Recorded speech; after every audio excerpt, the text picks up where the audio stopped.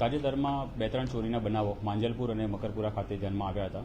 તેના CCTV footage તપાસ ચાલુ હતી અને તે દરમિયાન રાત્રિના સમયે માંજલપુરના થાણા અધિકારીશ્રીની પોતાની નાઇટ હતી. તે નાઇટ દરમિયાન એમને 2 શંકાસ્પદ ઇસમો મળ્યા કે જેઓ સ્કૂલમાં લઈ જવાની દફતર બેગ જેવું ખભે ભરાવીને જતા હતા.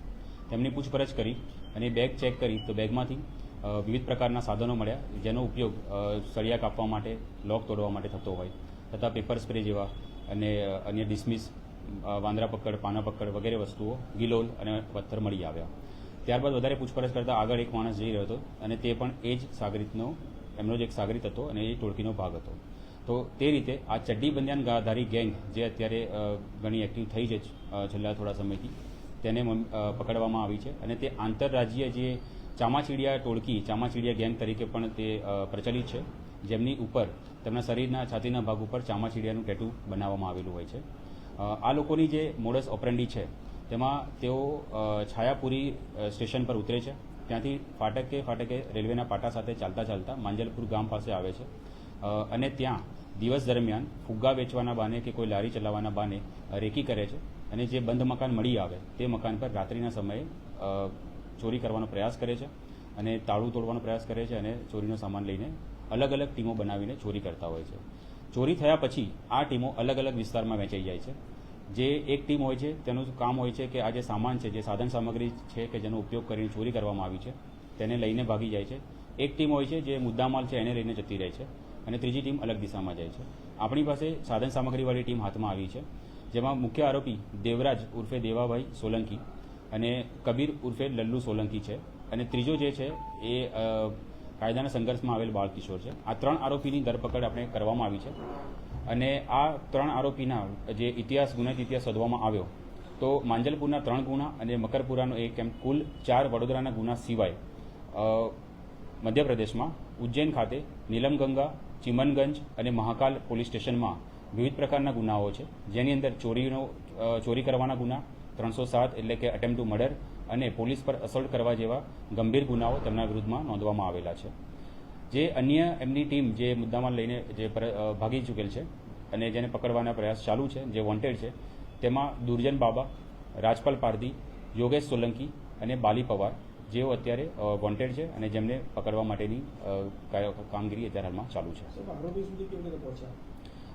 રાત્રિના સમયે નાઇટ ડ્યુટી દરમિયાન જે શંકાસ્પદ ઇસમ મળી આવ્યા કે જે સ્કૂલ બેગ લઈને જતા હતા, તો તેમને પૂછપરછ કરવામાં આવી, તેમને ઊભા રાખવામાં આવ્યા અને તેમને સ્કૂલ બેગ ચેક કરતા તેમની પાસેથી સ્કૂલ બેગમાંથી કોઈ સ્કૂલનો સામાન ન મળતા વિવિધ પ્રકારના પાના પક્કડ, ડિસમિસને બધું મળી આવ્યું, ગિલોલ મળી આવી એટલે એમના પર શંકા ગઈ અને તેમને પછી પોલીસ સ્ટેશન લાવીને વધુ પૂછપરછ કરી અને એ રીતે આ ગુનાનો ભેદ ઉકેલવામાં આવ્યો છે.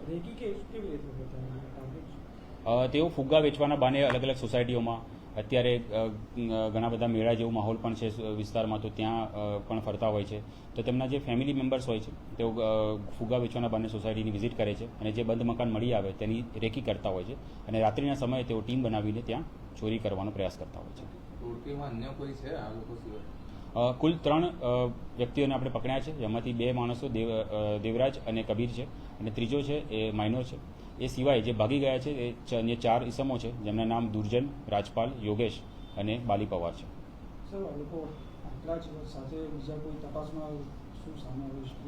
અત્યાર સુધીની જે તપાસ કરી છે તે દરમિયાન 4 ગુનાનો ભેદ ઉકેલાયો છે, જેમાંથી 3 ગુના માંજલપુરમાં દાખલ થયેલા છે.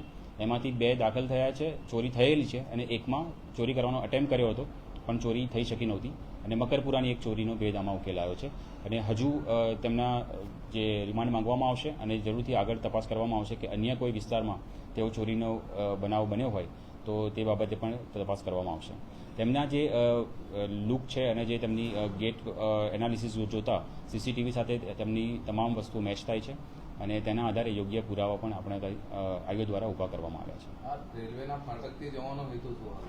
છાયાપુરી એ થોડું છેવાડાનું સ્ટેશન છે એટલે મેઇન સ્ટેશન એના ઉતરતા છાયાપુરી સ્ટેશને ઉતરે છે અને રેલવેના ફાટક એકદમ ત્યાં જનરલી પોલીસ અને પબ્લિકની અવરજવર ઘણી ઓછી હોવાના કારણે ફાટકે અને રેલવેના પાટા સાથે ચાલતા તેઓ માંજલપુર સાઈડ આવે છે.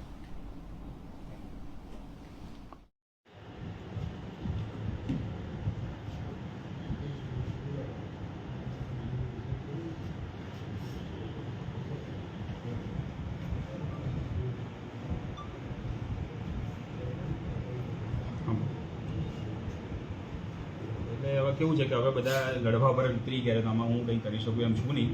ને 2:30 વાગે મેં બધાને બોલાવ્યા હતા ને 2 વાગે બીજી મિટિંગ રાખી. 2:40 આવું છું ત્યારે બધા નીકળી ગયા. હવે એટલા બધા બિઝી છે કે 10 મિનિટથી અને અહીંયા મારી પાસે જે છે એમને પૂછી શકો છો કે ક્યારે હું આવ્યો છું. તો પછી હવે આટલી બધી નાદાયકી કરતો હા છે ને ઘણા બધા છે જે સારા છે એ લોકો બેઠા છે બધામાં. પછી સોરી ભાઈ